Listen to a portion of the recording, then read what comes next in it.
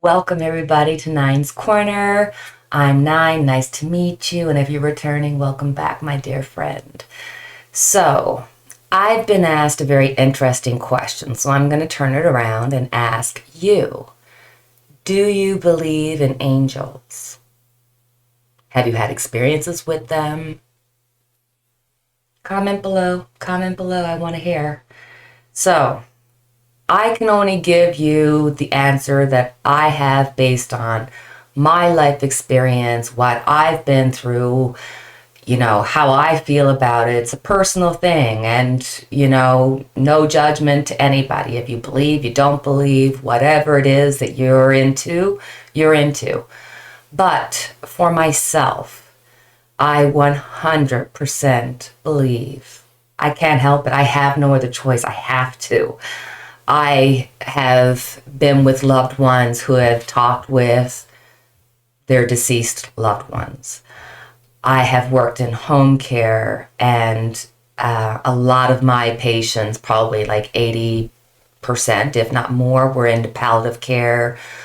So I was with a lot of people during the last few months of their lives, and I definitely experienced angels in the way of humans, seeing somebody turn up in a way that is unexplainable, but somehow their vibration went high and they became an angel on earth and helped somebody.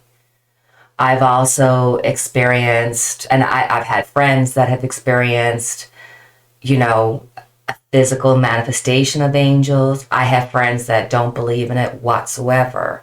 And I'm willing to talk and communicate about either side without pushing my side. All I can say is that on top of working in home care and dealing with people that are dying and seeing those experiences and seeing the highs and the lows and the human experience and the spiritual experience of it all. But on a more personal level, when my mom passed away, I went home and I went into her bedroom. I lied in her bed where she had just passed. Not to sound morbid, but I'm just telling you the truth. And I had put her work uniform over me. I lied in the bed and I thought to myself, dear God, I can't do this. I thought my life was over. That's how intense the pain and anguish was. And I thought, I'm never going to get through this. I need to get some sleep because by this point, I'm just, a mess. And I, honest to God, can remember having a feeling of almost like one hand and then the next holding onto my face as the tears rolled down. And I don't remember anything but going to sleep. Now, I can't tell you that it was my mom, it was spirit, it was an angel, it was my dad, I just know that in my time of need, I asked and I received help. And that's like why I think that free will has a lot to play with it, because it was my free will to ask for that help, and I received it. If you don't ask for it, you may not see it.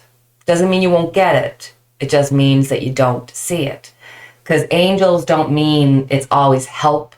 It just means that they're there to give you grace. They're there to give you comfort. Not every story is going to end with, and the person lived happily ever after. A lot of times when angels, and you have stories of angels, or if you experience angels, it is about giving peace, comfort, and grace to those going through the hardship of a human experience. So I thought, because I have to, let's ask Tarot, are angels real? I am honest to God scared. I love tarot, and I do. So I know tarot is going to come through for me, but I am literally scared. But I want to ask tarot because I believe in me and I believe in the tarot. Okay. Tarot. Are angels real?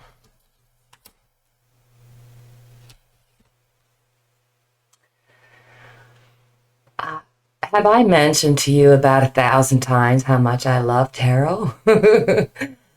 When you get the Two of Wands, you're seeing partnership, friendship. This is that balance of power that you need, that despite yourself, sometimes you need help. That at the time of need, you sing out and you say, "Dear God, dear Yahweh, dear, help me." And your free will is given to the angels to help if they can. And if they can't, they give you grace.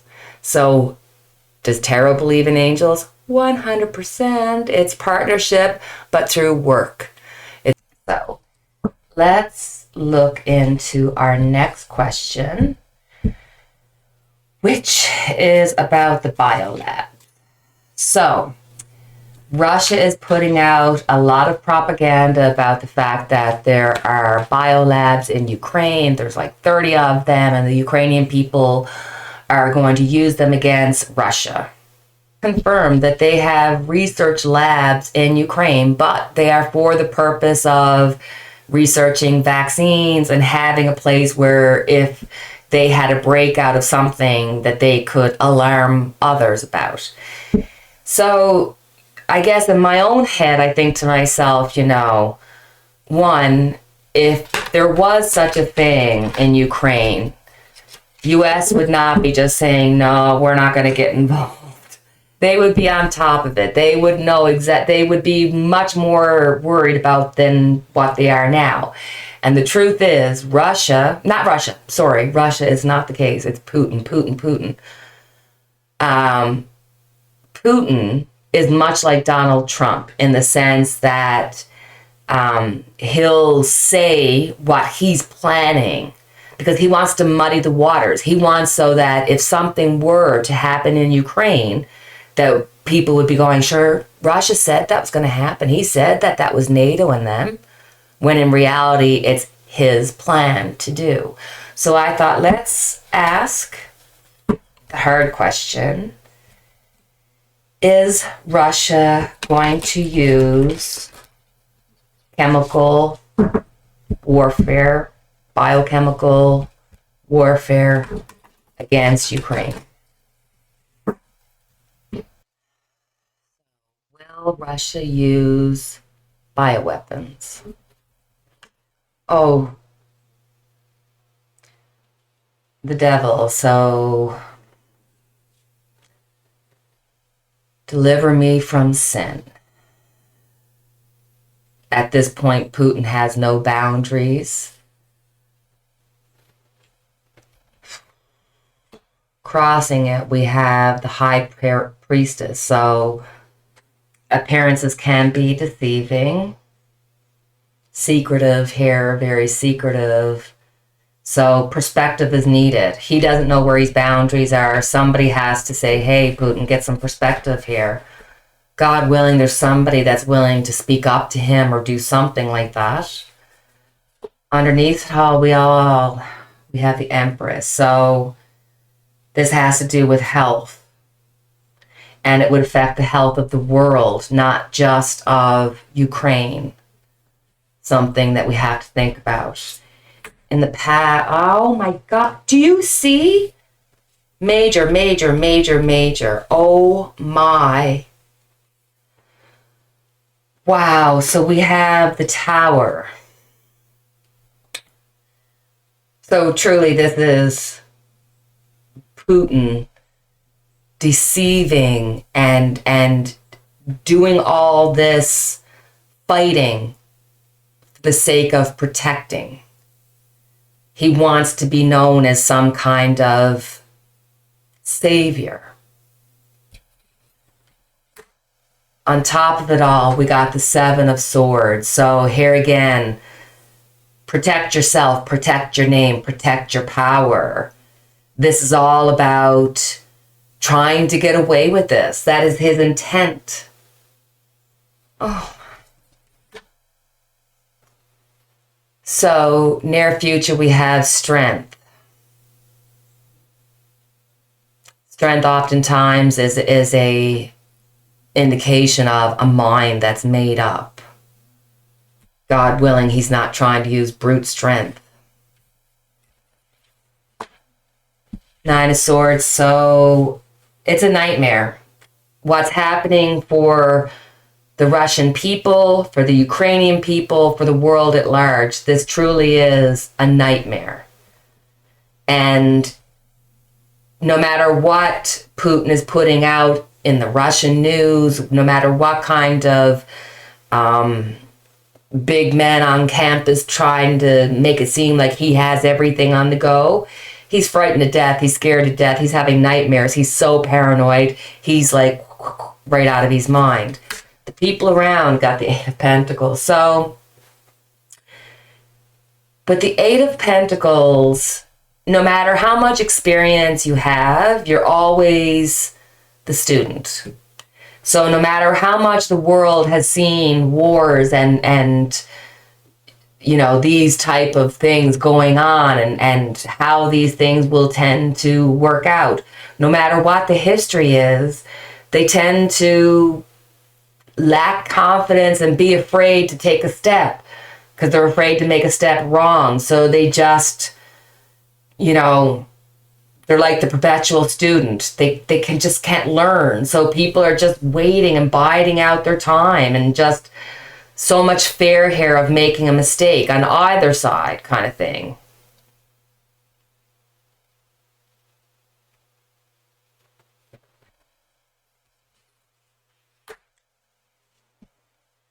Ace of Pentacles. So Ace of Pentacles, material gain and power, of course, because that's Putin. But this could also be the fear of him hurting the earth. The outcome, Eight of Wands. So the Eight of Wands is unpredictable. The Eight of Wands is saying that something's up. And if it is something that's a catastrophe, it won't be as bad as what you think, which is probably not a comfort when things are as intense as they are now. But there's something up, something that's going to come to pass over the next 8 days, 8 weeks. If something's going to happen when it comes to this, it's going to happen at this time. So with the Eight of Wands, it's really letting you know, be prepared, be prepared. Be prepared, pray, because Putin is unpredictable. I'm leaving the camera where it is, so we'll have a look now and see what's happening with the Russian people. Now that, because I mean, let's face it, the sanctions are against Putin, but they affect the everyday person. You know, all these Starbucks and McDonald's and all these people saying, hey, we're not going to do business in Russia anymore. Well, that means that, you know, those stores are closed down. Those people have lost their job, have lost their livelihood. So is this giving them an inclination that, hey, something's not right here? Are they starting to give Putin the side eye? For those who, you know, because there's people that believe blindly, and it matters not what you say. They're not willing to admit that there's two sides to every story. So when people are affected personally, when their income's affected, when their livelihood, when their way of life is affected, this is often when, you know, people will change their minds and do something about it. So I just want to know what's happening with the Russian people. How are they viewing this and this war? So we got the Four of Pentacles. You know, It's almost like they're sitting on their assets. They want to hold on to their belief. They don't want to believe that they would be in on this war that wouldn't be righteous. And there's a real problem here, worried about their own security. It's almost like even if they think that something's off, they're too afraid of Putin. Oh, sorry, guys. Too afraid of Putin, too afraid of what he's capable of and what he's done in the past, or maybe too blind to it. But there's this holding on. They're afraid to let go. Four of Swords. 2 4s out here. 4 of Swords. So something painful is hanging over them. Something painful, a painful experience, something that has happened to the Russian people that make them want to hold on to their leader. And when I say that, I don't mean that they are wholeheartedly with Putin. It's almost like there's some that are fearful of him. There are some that just feel like there's no other way. They're just beaten down. And there's some that are wanting for this change, but it is extremely painful. So, nobody wants to experience pain. But pain they are experiencing. The Emperor is there, the security, the protector. They want to believe that Putin is protecting them. They want to believe. But the doubt is there. They have the doubt. They know that this is not right, that there's something painful happening. But it's being covered up by the Emperor. 1, 2, 3 4s. 4 of Pentacles, 4 of Swords, and the Emperor is the 4. So 3 of anything is a plan. Is this gonna... On top of Putin, we have Temperance. So Temperance, the balancing out. Is the uproar of the Russian people going to be something that will allow Putin to compromise on some level when it comes to the war? Or is this an indication as to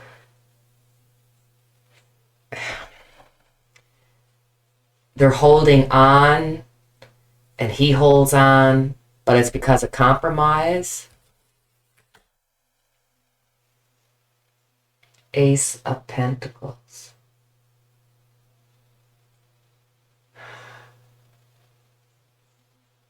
The giving of a gift in this compromise.